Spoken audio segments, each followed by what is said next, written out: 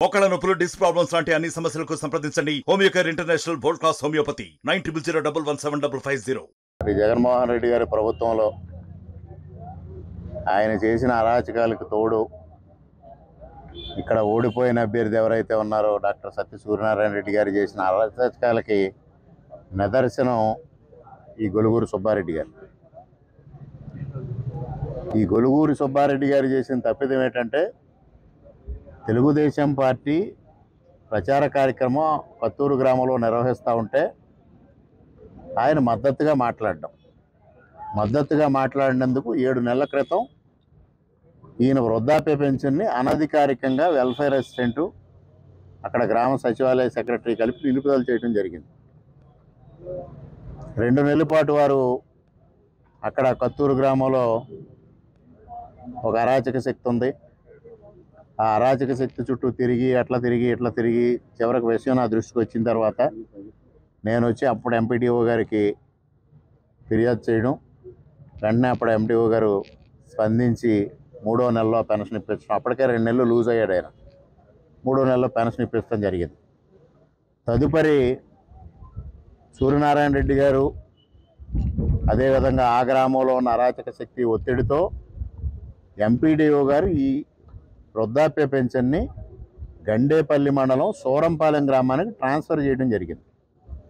అంటే ఈ ట్రాన్స్ఫర్ ఏ సందర్భంలో జరుగుతుంది అంటే, ఒకవేళ లబ్ధిదారు ఏదైనా కారణాల వల్ల గ్రామాంతరంలో ఉండే పరిస్థితి వస్తే వారి విజ్ఞప్తి మేరకు, వారి రిక్వెస్ట్ మేరకు ఆ ట్రాన్స్ఫర్ చేయాలి.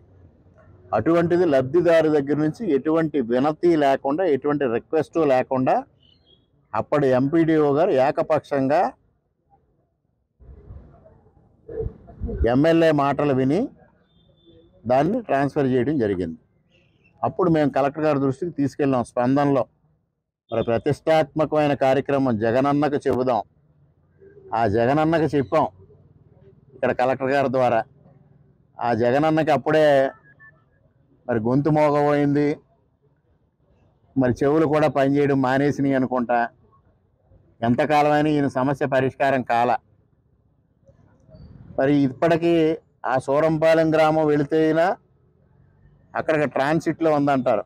మనకి ఇవాళ మరి ఆధునిక ప్రపంచంలో ఒక నిమిషంలో సమాచారం చేరే పరిస్థితుల్లో 4 మాసాలు గడిచినా ఇక్కడి నుంచి పెన్షన్ అక్కడికి వెళ్ళలేదు, అక్కడ పెన్షన్ కూడా ఈయనకి ఇవ్వడం లేదు.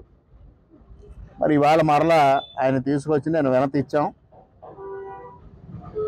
తప్పనిసరిగా ఆయన పెన్షన్ ఆయనకి రావాలి. ఈ 7 మాసాలుగా ఆయన పడిన మనోవేదనకి ప్రభుత్వం పరిహారం ఇవ్వాలి. ప్లస్ ఎవరైతే తప్పు చేసిన ఎంపీడీఓ ఉన్నారో, అంటే ఆయన వినతి లేకుండా వైసీపీ నాయకుల మాటలు విని పెన్షన్ని తనకు లేని అధికారాన్ని ఉపయోగించి ట్రాన్స్ఫర్ చేశారో ఆ అధికారి శిక్షింపబడాలి. ఇది ప్రధానమైన డిమాండు. అది 2 తప్పనిసరిగా జరుగుతాయి ఇవాళ ఈ ప్రభుత్వంలో.